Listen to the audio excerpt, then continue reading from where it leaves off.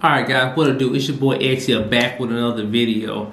And due to all the chaos and everything that's happening in the world, I mean, everybody's pretty much thinking one thing, right?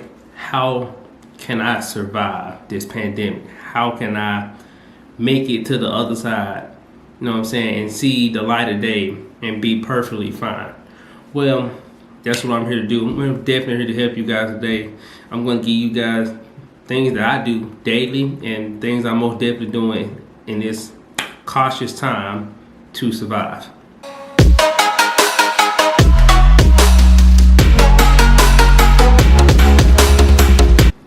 Alright guys, so pretty much the question of the day is, how can you survive the pandemic?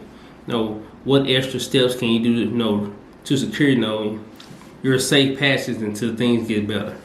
And pretty much I'm just gonna give you guys what I'm personally doing. Some of these things may apply to you, some of these things may not apply to you, depending on your personal situation. For me personally, I am an essential worker. I work for the post office, and if you guys know anything about what's going on at the post office, there's a chance there could not be a post office. No, I mean that is a possibility. We're not just gonna throw it. No, it's not gonna happen. Like I said, anything could have happened, and I mean, nobody thought 2020 would bring this upon us, but hey, here we are. So with that being said, like I said, I do work at the post office, so I am an essential worker, and it is a chance that, hey, maybe I won't have a job soon, right? So what am I doing to to take steps and if judgment day happen and my job is just kaput? What am I doing?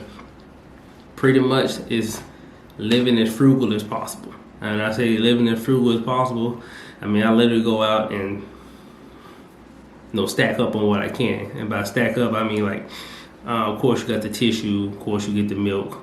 I mean, pretty much, I pretty much survive nowadays on Tostinos pizzas, noodles, healthy choices, just the bare essentials. I could probably get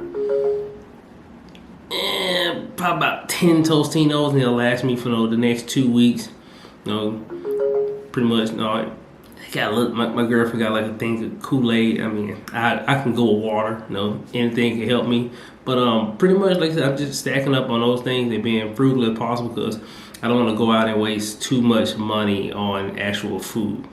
I think a lot of people actually, use too much money on food, because I mean, people in our time, food is not a luxury. Food is something that you need to survive, which is true. But what people also forget is you can survive off, like I said, Tostinos, noodles, ham sandwiches, things of that nature. But in today's time, a lot of people get in the notion that, hey, I don't want that. Because in our time, you have so many options. So many things to choose from. You don't want the basic. You know what I'm saying? You want something extravagant, hey, and you don't care to eat the same thing multiple times. I'm pretty sure you heard many people say, hey, I've been eating pizza all week. I'm tired of pizza. And it's like, I mean, yeah, but at the same time, I mean, a lot of people are eating for pleasure rather than eating to survive. And me personally, I eat to fill myself up, and I can go on with my day. Now, I'm not saying I deprive myself of eating what I want to eat, but I'm saying I eat within my realm of cheapness. And like I said, pretty much people, to me, this is like my personal opinion, it may not apply to everybody, but this is my personal opinion. People forget that having a choice to eat different variations of food is actually a luxury in life. I mean, you look back in many old times, many movies, people didn't have that much to choose from. It was just like, hey, bread and rice, or just bread and soup. Things that's really inexpensive. But in today's time, you have so many options: Chick-fil-A, Wendy's, Chipotle. You have so much you can choose from. People literally want to eat so much of a variety that, well, I want this, I want that, I want this, I want that. That they literally are going out their way to spend extensive amount of money on food, because when you ask them about, hey, well, I gotta eat, right? This is what they're gonna say. But yeah, you do have to eat, but you don't have to eat to that magnitude. Like I said, you, instead of eating for your pleasure, which is a luxury, eat to survive, right? Because you need to eat. So just eat enough to survive, not eat for pleasure. That's one of the main things I personally do. And me personally, I really like doing that alone can save so many people a lot of money, because food, to me, is probably one of the most expensive things possible.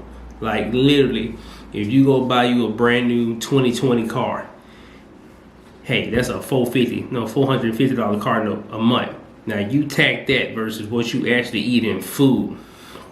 They're like tit for tat. Like literally tit for tat. If food just don't like out surpass it. So I don't think people look at food that way. I do.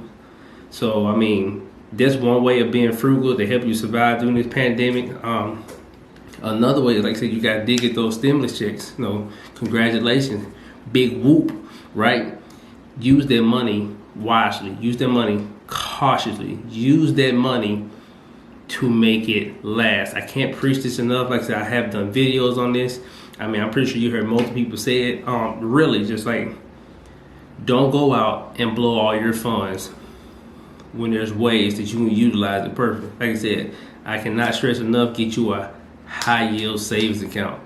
It may not seem like a lot, though, the little couple $5-10 dollar, but anything helps in the long run, especially now when there's literally no way that we know when this is going to end. I'm saying Trump wants to open everything back up May 1st. A lot of the governors are like, we can't do that. I mean, it's too premature, right? It's like we're risking so much when all we have to do is just wait it out and then bring it, just slowly return to normal life. So, I mean, people are going back as far as May 15th. Some people are saying they're going to be pushed back even past that. So there's no way of really knowing. And with that being said, you don't want to blow all your money in one spot, especially if you're not an essential worker, because I mean, your funds are limited, really are. And if you're an essential worker, like I said, to me, the same rules apply, essential or not essential. I know some people are like, well, my life is it hasn't changed. I'm still getting up and going to work. Well, other people is like, well, my life has completely changed. I'm forced inside the doors. So I'm saying I can't work.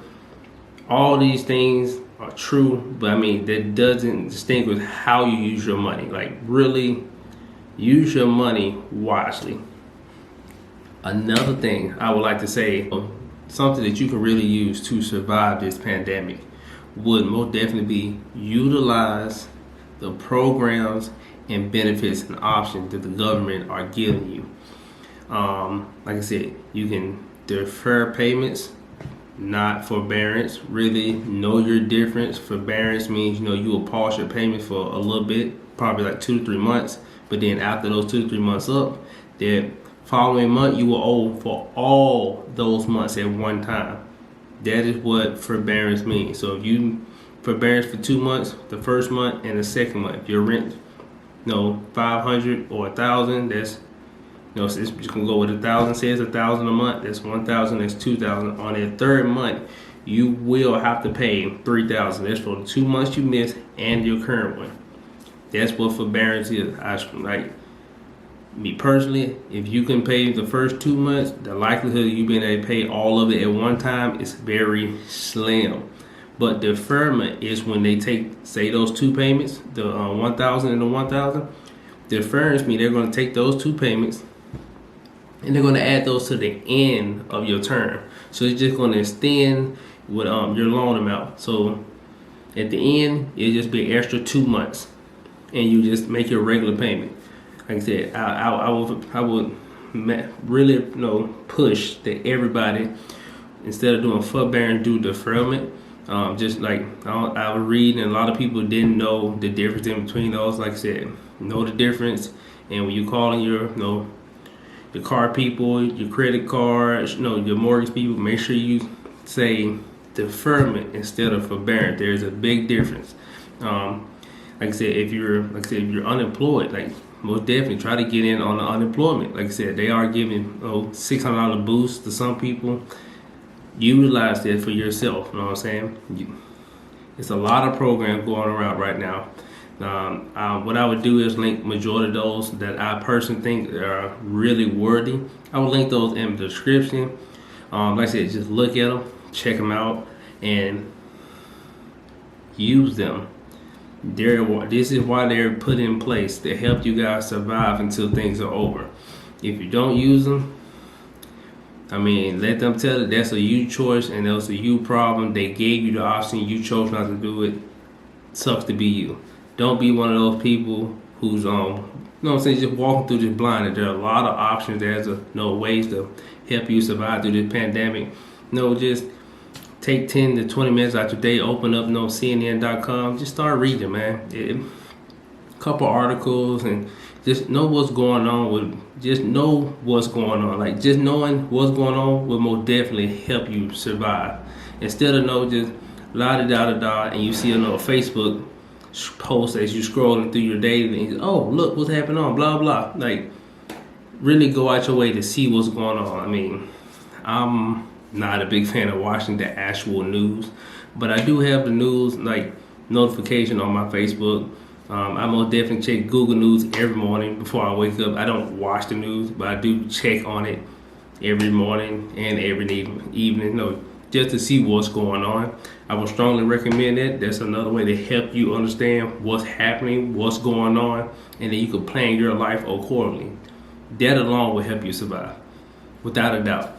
Like, information is key, especially in a time like this. I cannot recommend it enough. Like, just look into things that's going on. Like, open your mind, read, understand it. It will go a long way, me personally. That's the end of my video. Like I said, I'm gonna leave those links to different benefits and programs going on to help you guys survive. They're going to be in the description. Also in the description will be my link to Robinhood that you guys can use to sign up for an account so you can start investing into the stock market. It's totally free, and if you sign up through my account, you will get a free stock, and I will also receive a free stock.